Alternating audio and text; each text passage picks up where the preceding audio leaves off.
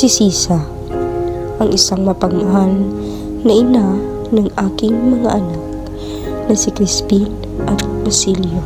Ako ay isang inang handang gawin ang lahat para sa aking mga anak. Sa isang iglap, nagbago ang lahat. Baliw, baliw, baliw, baliw, isang baliw.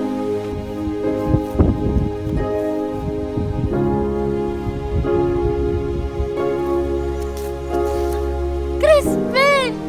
Basilio! Nasaan na kayo? Nandito na si nanay! Magdasal tayo! Magdasal tayo! Ngayon ay araw ng mga patay! Ang mga liwanag na inyong nakikita sa inyong mga bahay ay buhay ng tao!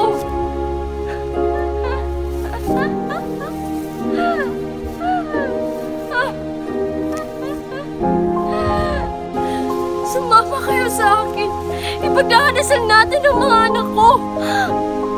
Mga anak ko! Mga anak ko!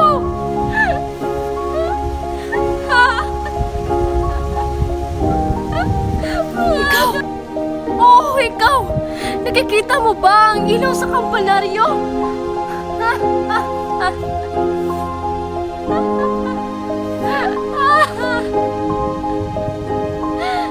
Si Basilio ay yun, ang nagpapadaos-dos sa lubid ng kampana.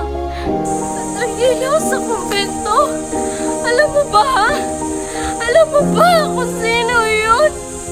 Si Crispin yun, ang aking bunso. Crispin! Basilio! Nasaan na kayo?